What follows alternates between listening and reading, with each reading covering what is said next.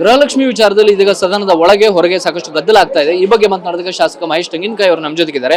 Sir, ಈಗ ನಿಮಗೆ ಕಾಡ್ತಾ ಇರೋ ಅನುಮಾನ ಏನು? ಅಂದ್ರೆ ಈ ಫೆಬ್ರವರಿ ಮಾರ್ಚಿನ ಹಣ ಎಲ್ಲಿ ಹೋಯ್ತು ಅನ್ನುವಂತ ಅನುಮಾನ ಇದೆಯಾ? ನೋಡಿ, ಒಂದು ಬಹಳ ಸ್ಪಷ್ಟ ಇದೆ. ಈಗ ಅನುಮಾನ ನಾನ್ ಮಾಡಿದ್ದಿಲ್ಲ, ಅನುಮಾನ ಹುಟ್ಟುವಂಗೆ ಕ್ರಿಯೇಟ್ ಮಾಡಿದ್ರಿ. ಇವಾಗ ನಾವ್ಯಾರು ಅನುಮಾನ ಪಟ್ಟಿದ್ದಿಲ್ಲ. ನಾವು ಸ್ಪಷ್ಟವಾಗಿ ಪ್ರಶ್ನೆ ಕೇಳಿದ್ವಿ, ಫೆಬ್ರವರಿ ಮಾರ್ಚ್ ಯಾಕೆ ಹಾಕಿಲ್ಲ ಅಂತ ಅಷ್ಟೇ ಕೇಳಿದ್ವಿ.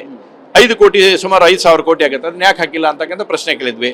ಇವತ್ತು ಡೈರೆಕ್ಟರ್ ಆಗಿರ್ತ ಮಹಿಳಾ ಮತ್ತು ಮಕ್ಕಳ ಅಭಿವೃದ್ಧಿ ಇಲಾಖೆ ಡೈರೆಕ್ಟರು ನಾನು ಪ್ರಶ್ನೆ 3 ದಿವಸದಿಂದ ಕೇಳ್ತಾ ಇದ್ದೇನೆ, ನನಗೆ ಇದ್ರ ಬಗ್ಗೆ ಮಾಹಿತಿ ಒದಗಿಸಿರಿ ಅಂತೇಳಿ.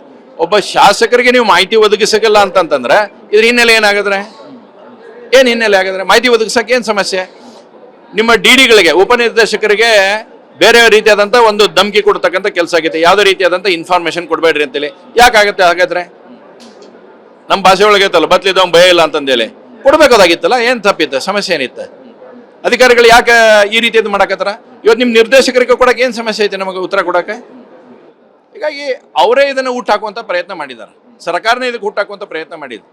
ಹಾಗಾದ್ರೆ ನಾವು ಕೇಳೋದು ಇಷ್ಟೇ, 5,000 ಕೋಟಿ ಎಲ್ಲಿ ಹೋತು ಅನ್ನತಕ್ಕಂಥ ಸಚಿವರು ಉತ್ತರ ಕೊಡ್ಬೇಕು. ಇದು ತಾಯಂದ್ರ ಪರವಾದ ಹೋರಾಟನ ನಿಮ್ದು?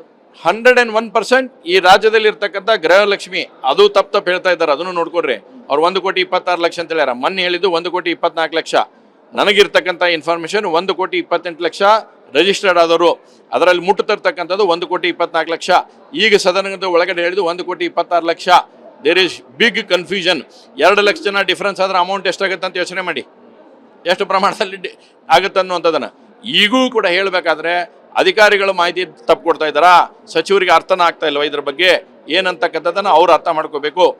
ಸಚಿವರು ಕೊನೆಯ ಪಕ್ಷ ಹೇಳಬೇಕಾಗಿತ್ತು, ಯಾರು ನನಗೆ ಇದ್ರ ಮಿಸ್ ಇನ್ಫಾರ್ಮೇಶನ್ ಕೊಟ್ಟಿದ್ದಾರಾ ಅವ್ರನ್ನ ಸಸ್ಪೆಂಡ್ ಮಾಡ್ತೇನೆ ಅಂತ ಹೇಳ್ಬೇಕಾಗಿತ್ತು. ಯಾಕೆ ಹೇಳಿಲ್ಲ ಸಸ್ಪೆಂಡ್ ಮಾಡ್ತೇನೆ ಅಂತೇಳಿ? ನೀವು ಅವ್ರನ್ನ ಉಳಿಸ್ಕೊಳ್ಳುವಂಥ ಪ್ರಯತ್ನ ಮಾಡಿದರೆ ಏನಂತ ಅರ್ಥ ಆಗುತ್ತೆ ನಿಮಗೆ? ಇವತ್ತು ರಾಜ್ಯ ಜನತೆಗೆ ಏನು ಅರ್ಥ ಕೊಡಕತ್ತೀರಿ?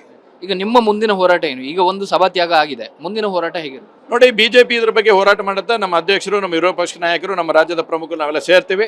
ಇದರ ಮುಂದಿನ ಹೋರಾಟ ಬೀದಿಯಲ್ಲಿ ತೆಗೆದುಕೊಂಡು ಹೋಗುವಂಥ ಪ್ರಯತ್ನವನ್ನು ಭಾರತೀಯ ಜನತಾ ಪಾರ್ಟಿ ಮಾಡುತ್ತದೆ. ಈ ರಾಜ್ಯದ 1,24,00,000 ಜನ ಮಹಿಳೆಯರ ಪರವಾಗಿ ಭಾರತೀಯ ಜನತಾ ಪಾರ್ಟಿ ಬೀದಿಗಳಿರುತ್ತೆ.